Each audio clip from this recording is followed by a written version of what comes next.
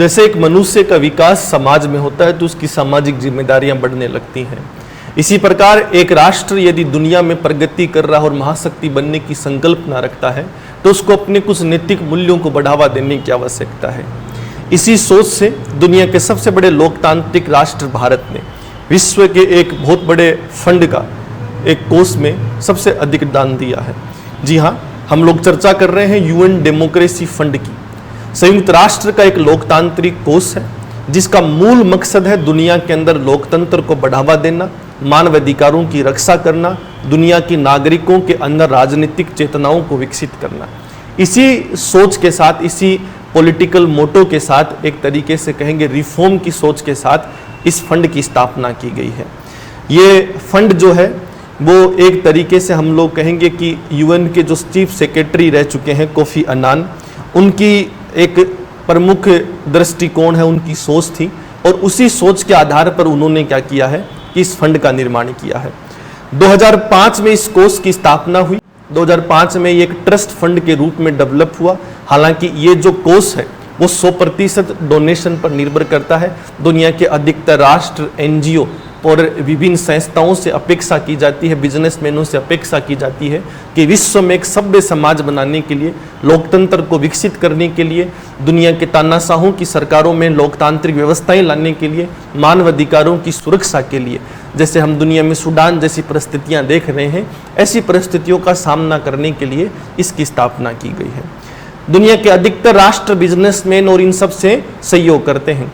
ये यूएन की एक एजेंसी है जो क्या करती है कि विभिन्न राष्ट्रों के अंदर विभिन्न एनजीओ, गैर सरकारी संगठनों को पैसा देकर प्रयास कर लोकतंत्र को विकसित करना चाहती है।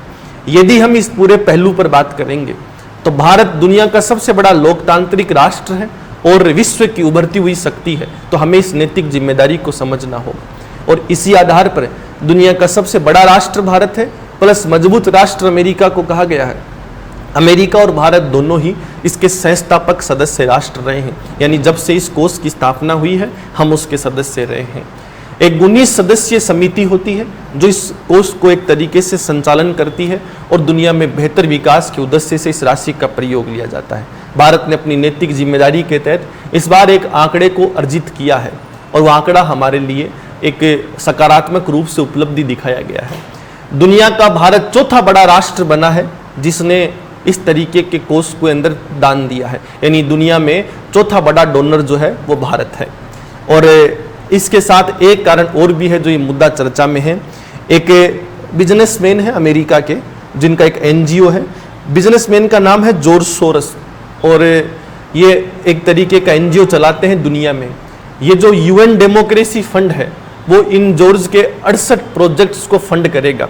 अब ये सवाल है कि ये तो आम बात है, पर इस चीज को समझने की आवश्यकता है कि जो जॉर्ज सोरोस है वो भारत में मोदी सरकार और भारत के अंदर वर्तमान की सरकार के विरोधी हैं।